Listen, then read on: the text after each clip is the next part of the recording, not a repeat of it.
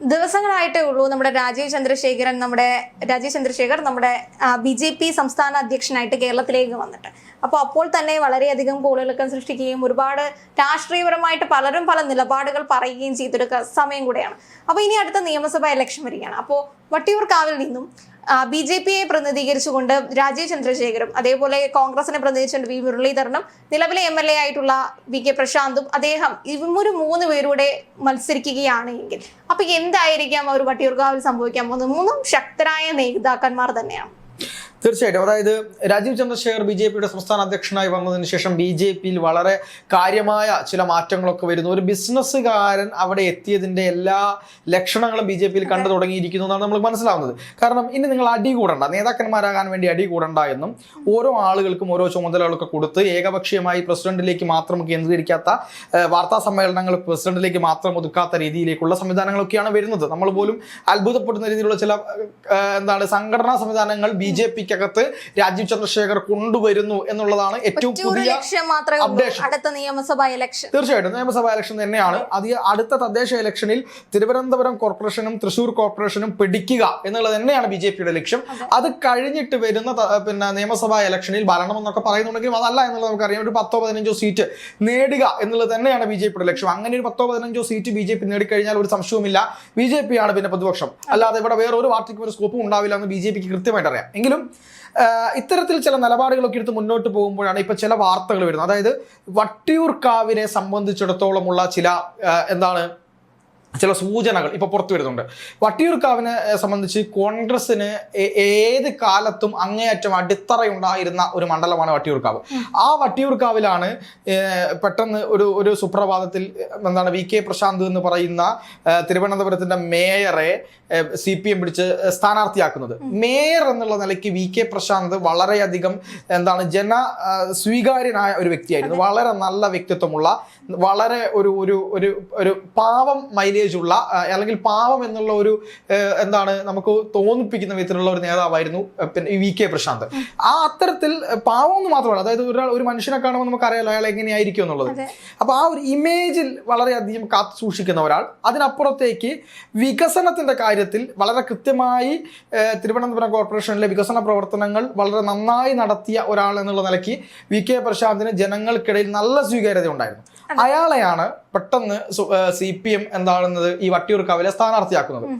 അവിടെ കോൺഗ്രസിനെ പോലും ഞെട്ടിച്ചുകൊണ്ട് VK പ്രശാന്ത് വളരെ വലിയ വിജയം അവിടെ നേടുകയാണ്. അതിനുശേഷം വീണ്ടും VK പ്രശാന്ത് ആ മണ്ഡലം നിലനിർത്തി എന്നുള്ളതാണ് യാഥാർത്ഥ്യം. പക്ഷേ VK പ്രശാന്തിന് ഇപ്പോൾ പഴയ മൈലേജ് വട്ടിയൂർക്കാവ് മണ്ഡലത്തിൽ ഉണ്ടോ എന്ന് ചോദിച്ചാൽ ഇല്ല എന്ന് പറയാം. കാരണം VK പ്രശാന്തിന്റെ പല പ്രവർത്തനങ്ങൾ പിന്നീട് ഇങ്ങോട്ട് വരുമ്പോൾ അദ്ദേഹത്തിന്റെ പ്രവർത്തനങ്ങളിൽ കുറവ് വരുന്നു. വികസന പ്രവർത്തനങ്ങളുമായി ബന്ധപ്പെട്ട് പരാതികൾ വരുന്നു. അവിടുത്തെ റോഡ് വികസനങ്ങളുമായി ബന്ധപ്പെട്ട് വിഷയങ്ങളുണ്ട്.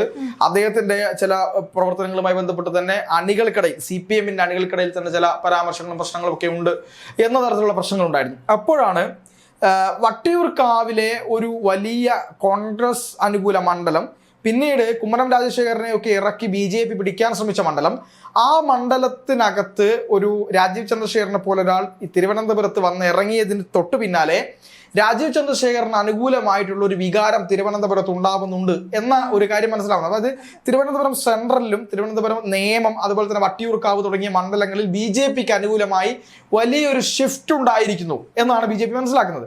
അതുകൊണ്ട് തന്നെ ഈ വട്ടിയൂർക്കാവ് മണ്ഡലത്തിൽ രാജീവ് ചന്ദ്രശേഖരനെ ഇറക്കിക്കൊണ്ട് ഒരു വലിയ മത്സരത്തിന് കാഴ്ചവെക്കാൻ വേണ്ടി, അല്ലെങ്കിൽ മത്സരത്തിന് ഇറങ്ങാനാണ് BJPയുടെ ഒരു ആലോചന എന്നാണ് നമുക്ക് മനസ്സിലാവുന്നത്. അങ്ങനെ വട്ടിയൂർക്കാവിൽ രാജീവ് ചന്ദ്രശേഖർ മത്സരിക്കുകയാണെങ്കിൽ അവിടെ ഒരു നിലവിൽ ഈ പറയുന്ന ഭരണവിരുദ്ധ വികാരം ഒന്ന് VK പ്രശാന്തിനെതിരായിക്കൊണ്ട് അതുണ്ടാവും. LDF സർക്കാരിനെതിരെയുള്ള ഒരു സംഭവമുണ്ട്. 2, കോൺഗ്രസ് എന്ന് പറയുന്ന പാർട്ടിയുടെ അടിത്തറ വോട്ടുകളുണ്ട്. അതായത് വേരുകൾ എന്ന് നമുക്ക് പറയുന്ന പരമ്പരാഗത കോൺഗ്രസ് വോട്ടുകളിൽ പോലും ഒരു ഷിഫ്റ്റ് അവിടെ സംഭവിച്ചിരിക്കുന്നു. അവിടെ CPMനെതിരെ പോരാടാൻ BJPയാണ് നല്ലത് എന്ന ഒരു തോട്ട് അവിടുത്തെ ജനങ്ങൾക്കിടയിൽ ഉണ്ടായിരിക്കുന്നു എന്നൊരു വിലയിരുത്തൽ ആർക്കുണ്ട്? BJPക്കുണ്ട്. അത്തരത്തിലുള്ള വിലയിരുത്തലിന്റെ അടിസ്ഥാനത്തിൽ രാജീവ് ചന്ദ്രശേഖരൻ അവിടെ ഇറങ്ങുമ്പോൾ അവരെല്ലാവരും രാജീവ് ചന്ദ്രശേഖരനെ പിന്തുണയ്ക്കുമെന്നാണ് ഒരു വാദമായിട്ട് വരുന്നത്. മാത്രമല്ല രാജീവ് ചന്ദ്രശേഖർ എന്ന് പറയുന്നത് നായർ കമ്മ്യൂണിറ്റിയിൽപ്പെട്ട ഒരാളാണ്. പിന്നെ വട്ടിയൂർക്കാവ് മണ്ഡലത്തിലെ ഏറ്റവും കൂടുതൽ നായർ സമുദായത്തിൽപ്പെട്ട ആളുകളെ NSS പിന്തുണയ്ക്കുന്ന നിറയ്ക്കുന്ന ഒരു സ്ഥലം കൂടിയാണ്. NSSന്റെ പിന്തുണ പലപ്പോഴും അവിടെ ഈ സമുദായത്തിൽപ്പെട്ട ആളുകൾക്ക് കിട്ടാറുണ്ട്. ഒന്ന്. രണ്ട്, രാജീവ് ചന്ദ്രശേഖരനെ സംബന്ധിച്ചിടത്തോളം അദ്ദേഹം ഒരു പ്രൊഫഷണൽ വ്യക്തിയാണ്.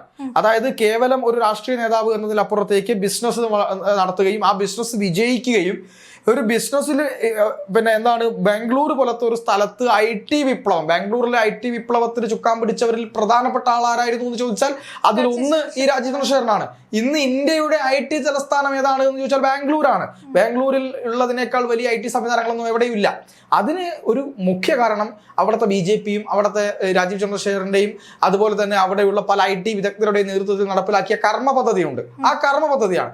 ആ കർമ്മ പദ്ധതിക്ക് നേതൃത്വം കൊടുത്ത രാജീവ് ചന്ദ്രശേഖരനെ പോലുള്ള ഒരാൾ ഇവിടെ വന്നിറങ്ങുമ്പോൾ ശശി തരൂരിന് ബദലായിട്ട് തിരുവനന്തപുരത്തുകാർ കാണുന്നത് ആരെയാണ്? രാജീവ് ചന്ദ്രശേഖരനാണ്. കഴിഞ്ഞ ലോക്സഭാ ഇലക്ഷനുമായി ബന്ധപ്പെട്ട ആദ്യ ദിവസം രാജീവ് ചന്ദ്രശേഖരൻ ഇവിടെ വന്ന് ഇറങ്ങിയ സമയത്ത് ഈ പറയുന്ന ശശി തരൂരിനെ എന്റെ ഒപ്പമോ അല്ലെങ്കിൽ അതിന് തൊട്ട് ഇപ്പുറമോ ഒരു മത്സരം കാഴ്ചവെക്കാൻ ആർക്ക് കഴിഞ്ഞിട്ടുണ്ട്? രാജീവിന് കഴിഞ്ഞിട്ടുണ്ട്. കാരണം ശശി തരൂരിനെക്കാട്ടി മുകളിലും ആദ്യ സമയം ലീഡ് ചെയ്യപ്പെട്ടത് രാജീവ് ചന്ദ്രശേഖർ തന്നെയായിരുന്നു. അതാണ് സത്യാവസ്ഥ എന്ന് പറയുന്നത്. അപ്പൊ അതോടൊപ്പം തന്നെ ഈ രാജീവ് ചന്ദ്രശേഖർ ഒരു വശത്തുണ്ട്, പ്രശാന്ത് ഒരു വശത്തുണ്ട്. അപ്പൊ ഇനി V മുരളീധരനെയാണ് അവരവിടെ പോസ്റ്റ് ചെയ്യുന്നത് എങ്കിൽ, മുരളീധരനെ സംബന്ധിച്ചിട്ടുണ്ടെങ്കിൽ തന്റെ മുൻ ഇലക്ഷൻ ആണ് എങ്കിൽ തന്നെ അതൊരു പരാജയമായിരുന്നല്ലോ. അപ്പൊ ആ ഒരു രീതിയിൽ പിന്നെ അദ്ദേഹത്തിന്റെ സഹോദരി BJPയിലേക്ക് പോയതാണ് എങ്കിൽ തന്നെ ഇതൊക്കെ അവർക്ക് ഒരു പൊളിറ്റിക്കലി എടുക്കാവുന്നതല്ലേ ഉള്ളൂ. രാജീവ് ചന്ദ്രശേഖരനെ ആണ് അവിടെ നിർത്തുന്നതെങ്കിൽ വളരെ എളുപ്പത്തിൽ അദ്ദേഹത്തിന് ജയിക്കാവുന്നതല്ലേ ഉള്ളൂ. തിരുവനന്തപുരത്ത് ഇത്രയും വലിയ നേട്ടം ഉണ്ടാക്കിയ മനുഷ്യനാണ്. മാത്രമല്ല അതിന്റെ വിശദ വിവരങ്ങൾ വരുന്ന സമയത്ത് BJPയിലെ ചില അടിത്തട്ട് വലികളും ചില കളികളും ഒക്കെയാണ് രാജീവ് ചന്ദ്രശേഖർ പരാജയപ്പെടാനുള്ള കാരണം എന്ന് വരുന്നുണ്ട്. VV രാജേഷിനെതിരെ തിരുവനന്തപുരത്ത് പോസ്റ്ററുകൾ പ്രത്യക്ഷപ്പെട്ടു. തിരുവനന്തപുരത്ത് ഇദ്ദേഹത്തെ പരാജയപ്പെടുത്താൻ വേണ്ടി പണം കോൺഗ്രസിന്റെ കയ്യിൽ നിന്ന് വാങ്ങിയിട്ടാണ് ശശി തരൂരിനെ വിജയിപ്പിക്കാൻ കൂട്ടുനിന്നത് എന്ന ഗുരുതരമായ ആരോപണം അവിടുത്തെ BJPയുടെ ജില്ലാ പ്രസിഡന്റ് ആയിരുന്ന VV രാജേഷിനെതിരെയാണ് ഉയർന്നത്.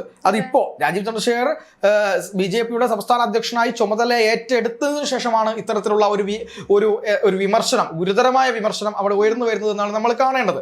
ഒന്ന്, അതിന് പുറമെ ശശി തരൂരിന്റെ ഒരു വിശ്വപൗരൻ എന്നുള്ള ഒരു പട്ടമുണ്ട്. അദ്ദേഹം ഉണ്ടാക്കിയെടുത്ത ഒരു കാര്യമുണ്ട്. അതിന് അവിടെ അദ്ദേഹം നടത്തിയ വികസനമുണ്ട്. പക്ഷേ ശശി തരൂർ ഇപ്പോൾ സത്യം പറയുകയാണെങ്കിൽ ആളുകൾക്ക് ഒരു വലിയൊരു താല്പര്യമില്ലാത്ത രീതിയിലേക്ക് ആളുകളെ പോയിട്ടുണ്ട്. അതിനെ മറികടക്കാൻ രാജീവ് ചന്ദ്രശേഖരന് കഴിയും എന്നുള്ളതിന്റെ അടിസ്ഥാനത്തിലാണ് അദ്ദേഹത്തെ ഇവിടെ ഇറക്കാൻ, അതും വട്ടിയൂർക്കാവിൽ ഇറക്കാൻ തീരുമാനിച്ചത്. പല പരാമർശങ്ങളാണെങ്കിൽ ഇന്ത്യ എക്സ്പ്രസിനാണെങ്കിൽ കൊടുത്തിട്ടുള്ള ഒരു ലേഖനത്തിന്റെ പുറത്ത് തന്നെ വേണമെങ്കിൽ ഇനി അടുത്ത ഇലക്ഷൻ വരുമ്പോഴത്തേക്കും പറയാൻ പറ്റും ഈ ഒരു കേരളത്തിൽ വലിയ രീതിയിൽ സ്റ്റാർട്ടപ്പുകൾ കൊണ്ടുവരാൻ പറ്റാതിരുന്ന ഒരു സർക്കാരിനെ പുകഴ്ത്തിയിരുന്ന ഒരാളാണ് ഇദ്ദേഹമെന്നും അല്ലെങ്കിൽ അത്തരം, കാരണം നമ്മൾ ഡൽഹിയിൽ എടുത്ത് നോക്കി കഴിഞ്ഞിട്ടുണ്ടെങ്കിൽ പറയാം അവിടുത്തെ ഒരു ഇലക്ഷന്റെ ഒരു പ്രധാന പങ്ക് വഹിച്ചിരുന്ന ഒരാളാണ് രാജീവ് ചന്ദ്രശേഖർ.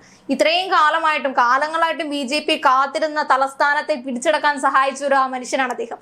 അപ്പൊ അദ്ദേഹമാണ് ഇവിടെ വന്ന് സ്ഥാനമേൽക്കുന്നതും അദ്ദേഹം ഒരു സ്ഥാനത്തേക്ക് മത്സരിക്കുകയാണെങ്കിലും കൃത്യമായിട്ടുള്ള പൊളിറ്റിക്കൽ ആയിട്ടുള്ള എല്ലാ രീതിയിലും തന്ത്രങ്ങളും മെനഞ്ഞു ആയിരിക്കില്ല അവർ പോകുന്നത്. തീർച്ചയായും അവരെ ഈ പ്രൊഫഷണലുകളായ ആളുകളുടെ സഹായത്തോടു കൂടി പ്രൊഫഷണൽ ആയ രീതിയിലാണ് BJP കേരളത്തിൽ മുന്നോട്ട് പോകുന്നത്.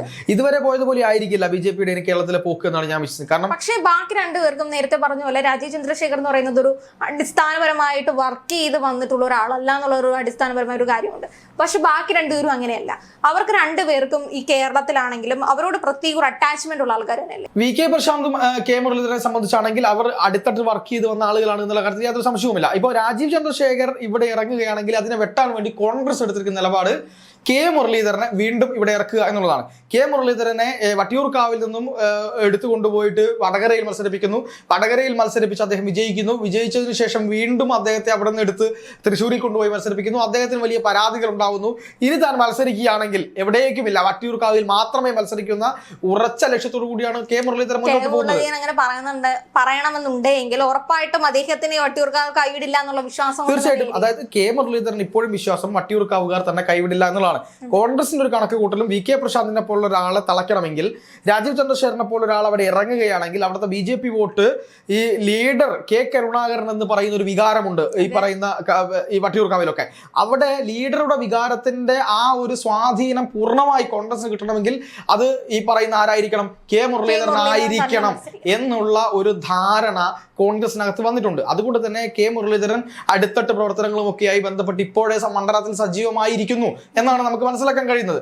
അതുകൊണ്ട് കെ മുരളീധരനും ഈ പറയുന്ന രാജീവ് ചന്ദ്രശേഖരനും തമ്മിലുള്ള ഒരു വലിയ മത്സരമാണ് ഇനി വട്ടിയൂർക്കാവ് മണ്ഡലത്തിൽ നമ്മൾ കാണാൻ പോകുന്നത്. അതിൽ ആര് വിജയിക്കും എന്നതനുസരിച്ചായിരിക്കും കാര്യങ്ങൾ പോകുന്നത്. പക്ഷെ അതിനപ്പുറത്ത് വി കെ പ്രശാന്ത് എന്ന് പറയുന്ന ഒരു വലിയ വൻമരം അവിടെ ഉണ്ട് എന്നുള്ളത് നമ്മൾ ശ്രദ്ധിക്കണം. പക്ഷേ ഭരണവിരുദ്ധ വികാരത്തിൽ ആ പറയുന്ന വൻമരം കടപുഴകുമെന്നും ഇതിൽ ആരെങ്കിലും ഒക്കെ വിജയിക്കുമെന്നാണ് ഇരു പാർട്ടികളുടെയും ഒരു കണക്ക് കൂട്ടൽ. അതിൽ തന്നെ സംസ്ഥാന അധ്യക്ഷനായിട്ടുള്ള രാജീവ് ചന്ദ്രശേഖരനെ മത്സരിപ്പിക്കാൻ എല്ലാ കളികളും ആര് കളിക്കും? BJP കളിക്കും.